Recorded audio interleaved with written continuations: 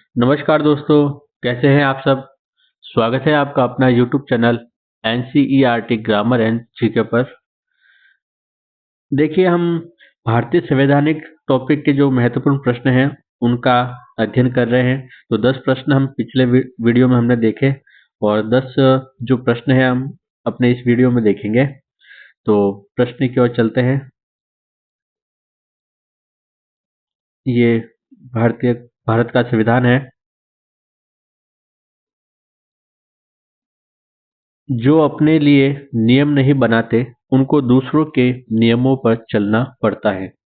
दोस्तों, जीवन में हमेशा अपने लिए नियम बनाएं, एक अच्छी सी दिनचर्या बनाएं, क्योंकि जो नियम नहीं बनाता है वह दूसरे नियमों पर चलना पड़ता है। तो जीवन में हमेशा नियम बनाएं और सफलता प्राप्त करें। प्रश्न देखिए। पहला प्रश्न है इस वीडियो का, भारत के प्रथम गवर्नर जनरल कौन थे। भारत का, यानी इसमें प्रश्न को ध्यान से देखना है, क्या बता रहा है भारत का। तो भारत के प्रथम गवर्नर जनरल कौन थे। तो Lord William Bentinck, Warren Hastings, Lord Macaulay या लॉर्ड कैनिंग। क्या होगा इसका उत्तर। इसका उत्तर आपका होगा लॉर्ड विलियम बेंटिंक। यह भारत के प्रथम गवर्नर जनरल थे। अगला प्रश्न है,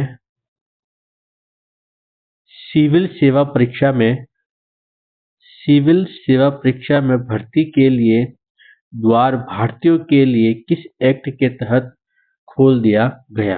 यानी जो सिविल सेवा परीक्षा जो होती थी उसमें भारतीयों के लिए ये एक्ट के द्वार कब खोले गए। यानी भारतीयों के लिए ये परीक्षा में जो द्वार खोले गए, यानी जो भारतीय भी इसको दे सकते थे, भारतीय भी इस परीक्षा को दे सकते थे, ये किस एक्ट के तहत हुआ। Pitt's India act 1784, charter act 1853, भारतीय शासन अधिनियम 1858, भारतीय परिषद अधिनियम 1861। तो क्या होगा इसका उत्तर। इसका उत्तर आपका हो जाएगा ब चार्टर एक्ट 1853।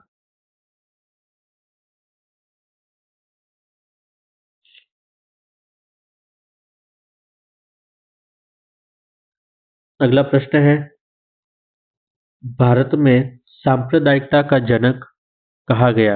यानी भारत में सांप्रदायिकता का जो जनक है वह किसे कहा गया। जेम्स फोर्ड, कैनिंग, मिंटो या विलियम बेंटिंक। किसे भारतीय सांप्रदायिकता का जनक कहा जाता है। ये आपका उत्तर हो जाएगा मिंटो। क्या हो जाएगा, मिंटो।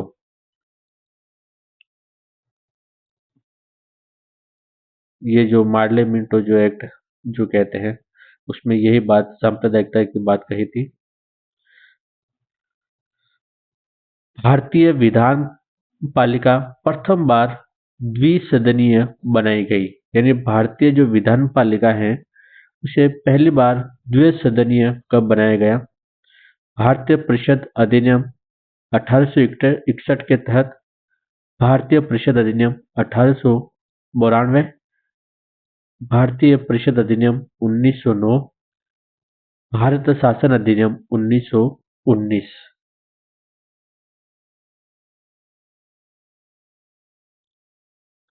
इसका उत्तर आपका हो जाएगा भारतीय परिषद अधिनियम 1892। तो भारतीय विधान पालिका प्रथम बार द्विसदनीय कब बनाई गई। 1892 भारतीय परिषद अधिनियम के तहत।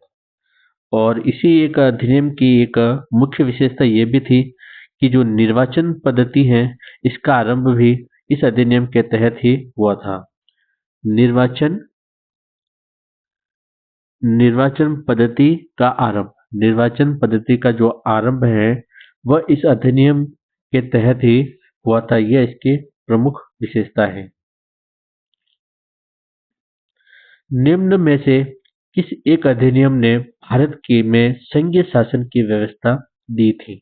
यानी किस अधिनियम के तहत भारत में संघीय शासन की व्यवस्था दी थी? तो संघीय शासन की व्यवस्था किस एक्ट के तहत हुई? भारत सरकार अधिनियम 1909। भारत सरकार अधिनियम 1909 डबल बार आया, ये 1919 होना चाहिए, 1919 कर लेते हैं। भारत सरकार अधिनियम 1935, स्वाधीनता अधिनियम 1947। तो इसका संघीय शासन की व्यवस्था किस अधिनियम के तहत हुई? इसका उत्तर आपका हो जाएगा स 1935 भारत सरकार अधिनियम के तहत। तो स इसका उत्तर हो जाएगा।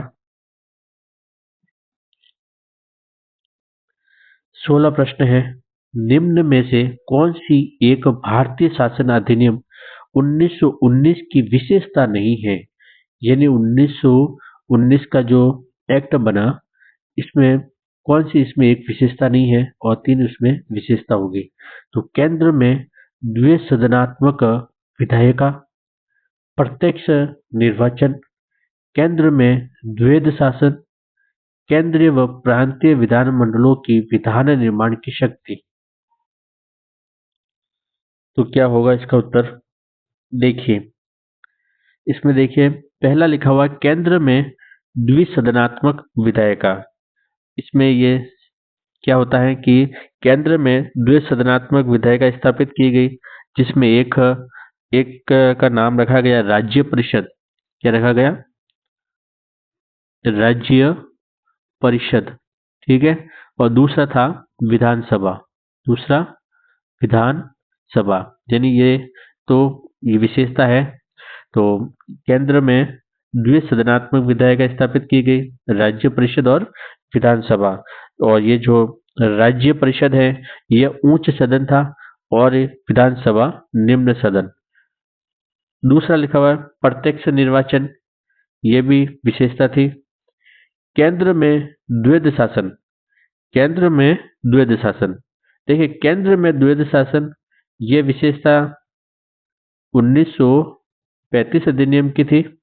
और ये जो 1919 में प्रांतों में द्वैध शासन लागू किया गया था। किसमें? प्रांतों में द्वैध शासन लागू किया गया था। तो आपका इसमें उत्तर आपका हो जाएगा स, केंद्र में द्वैध शासन। यह 1919 अधिनियम की विशेषता नहीं है। चौथा ऑप्शन देख लेते हैं कि केंद्रीय प्रांतीय विधानमंडलों की विधान निर्माण की भी शक्ति, ये भी सही है। देखिए दोस्तों, बहुत ही महत्वपूर्ण प्रश्न है ये, और ये जो सारे प्रश्न बहुत ही महत्वपूर्ण है, ध्यान से पढ़ें और इनका रिवीजन करते रहें। अगला प्रश्न देखते हैं। देखिए थोड़ी सी तबीयत के हिसाब से आवाज सही नहीं हो आ रही है, आप तो ध्यान से देखिए वीडियो आप। देखिए 17वां प्रश्न है, निम्न में से किस अधिनियम के अंतर्गत भारतीय विधान परिषद को बजट पर बहस करने की शक्ति प्रदान की गई? यानी बजट पर बहस करने की शक्ति किस अधिनियम के तहत दी गई?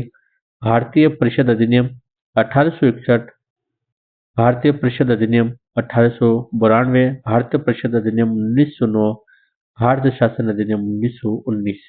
यानी किस एक्ट के तहत भारतीय विधान परिषद को बजट पर बहस करने की शक्ति प्रदान की गई?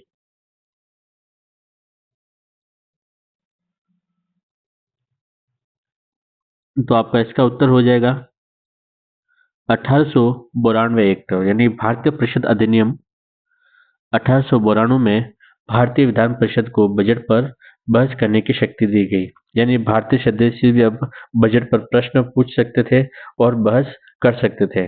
लेकिन दोस्तों इसमें मतदान का अधिकार नहीं था। तो ध्यान रखना है, केवल बहस करने का इनको अधिकार था, लेकिन मतदान का अधिकार नहीं था।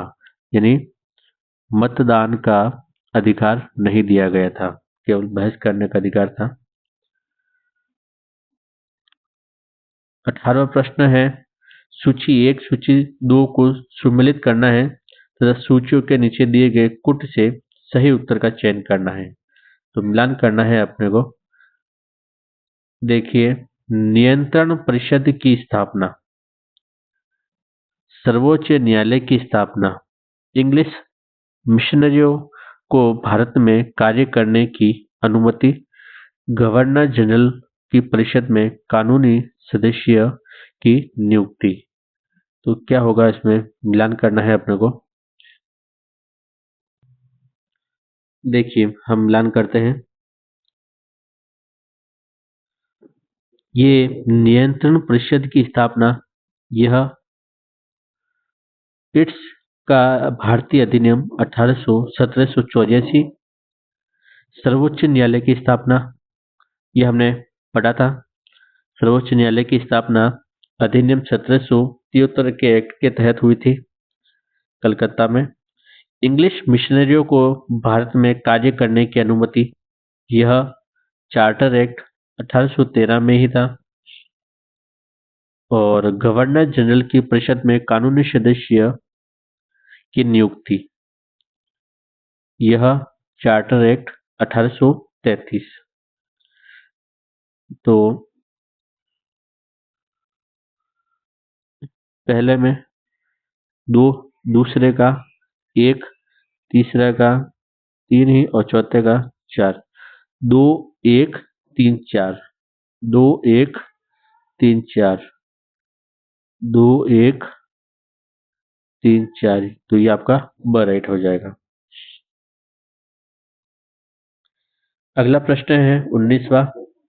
केंद्र में द्वैध शासन की किस अधिनियम के अंतर्गत स्थापित किया गया, यानी केंद्र में द्वैध शासन किस अधिनियम के अंतर्गत स्थापित किया गया। तो केंद्र में द्वैध शासन हमने अगले प्रश्न में हमने देख लिया था। तो इसका उत्तर आपका किसी का गलत नहीं होना चाहिए, उत्तर आपका सही हो जाएगा। भारत सरकार अधिनियम 1935, यानी केंद्र में द्वैध शासन की अगर बात करें तो भारत सरकार अधिनियम 1935। और प्रांतों में द्वैध शासन के जो शासन की स्थापना या भारत प्रांतों में द्वैध शासन की स्थापना की बात करें तो ये आपको बताना है 1919 वाला। तो इसका उत्तर आपका सही हो जाएगा 1935 का अधिनियम। इस वीडियो का अंतिम प्रश्न देख लेते हैं। राष्ट्रपति की अध्यादेश निर्गत करने की शक्ति प्रेरित है, यानी राष्ट्रपति को जो अध्यादेश निर्गत करने की जो शक्ति है वह किस अधिनियम से प्रेरित है। भारत सरकार अधिनियम 1909, भारत सरकार अधिनियम 1919, भारत सरकार अधिनियम 1935, भारत सरकार अधिनियम 1947। तो क्या होगा इसका उत्तर। इसका उत्तर आपका हो जाएगा स, भारत सरकार अधिनियम 1935। यानी जो राष्ट्रपति को अध्यादेश जारी करने की जो शक्ति है वह किस अधिनियम के तहत प्रेरित है, तो आपको ध्यान रखना है 1935 अधिनियम के तहत। तो दोस्तों, आज हमने 10 प्रश्नों को पढ़ा है और ये भारत का जो संवैधानिक विकास है उस टॉपिक से है। तो इन प्रश्नों को आप ध्यान से पढ़ें, रिवीजन करें, और बहुत ही महत्वपूर्ण प्रश्न हैं, पिछले एग्जामों में पूछे भी गए हैं और आगे पूर्ण आने की संभावना है। तो चलते हैं, हम अगले वीडियो में देखेंगे इससे भी आगे और महत्वपूर्ण प्रश्न हम लेके मैं आऊँगा। आज के लिए बस इतना ही। जय हिंद, जय भारत।